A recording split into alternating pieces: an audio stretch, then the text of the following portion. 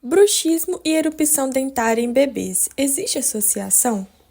Somos um grupo de pesquisa orientado pela professora Júnia Serra Negra e hoje vamos conversar sobre como a erupção dos dentes descidos na primeira infância e o bruxismo estão associados. Nosso trabalho foi conduzido de acordo com a Declaração de Helsinki, aprovado pelo Comitê de Ética em Pesquisa da Universidade Estadual de Londrina, conforme número de protocolo apresentado na tela. Bom, o bruxismo é um comportamento caracterizado pela atividade dos músculos mastigatórios e apresenta duas manifestações circadianas: o bruxismo durante o sono e o bruxismo em vigília. Na primeira infância, o bruxismo em vigília pode estar relacionado à falta de oclusão definida, ao desconforto e à inflamação decorrente do processo de erupção dos primeiros dentinhos, o que resulta em movimentos mandibulares que foram percebidos e relatados pelos pais, cuidadores no nosso estudo como possível bruxismo. Desse modo, na nossa pesquisa, levamos em consideração que se o bruxismo persistir na infância, pode acabar levando a consequências negativas, incluindo dores de cabeça, distúrbios da TM, desgaste dentário e fraturas. O objetivo do nosso estudo foi investigar a possível associação entre o número de dentes descidos erupcionados e a gravidade do bruxismo em vigília em crianças na primeira infância.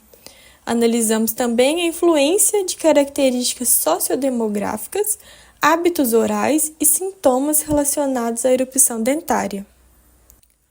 Como métodos de avaliação, essa pesquisa envolveu 144 crianças de ambos os sexos, com e sem dentição decídua completa, de idades entre 4 e 36 meses. A coleta de dados foi realizada de setembro de 2021 a abril de 2022, durante as consultas regulares dos pacientes que frequentavam o programa de saúde infantil em uma clínica odontológica afiliada à Universidade Estadual de Londrina. As crianças foram avaliadas durante consulta e os pais responderam a um questionário de 14 perguntas sobre hábitos orais e sinais de erupção dentária, além de relatarem a frequência do bruxismo em vigília. Tal severidade do bruxismo foi classificada como leve e moderada se ocorresse até 2 vezes em 15 dias e grave se acontecesse mais que 2 vezes em 15 dias. Posteriormente, o dentista realizou exames orais para determinar quais dentes estavam ausentes e presentes. Por fim, todos esses dados passaram por análises descritivas e testes. Todos os pais convidados aceitaram participar do estudo e, por isso, as 144 crianças apresentaram uma média de 23,3 meses de idade. Observou-se uma prevalência geral de bruxismo em vigília de 16,7%, com 6,3% apresentando casos leves ou moderados e 10,4% casos graves. A média de número de dentes erupcionados foi de 4 para molares, 2,4 para caninos e 6,3 para incisivos. A seguir, temos a tabela que relaciona a frequência do bruxismo em vigília e os dentes descidos eruídos.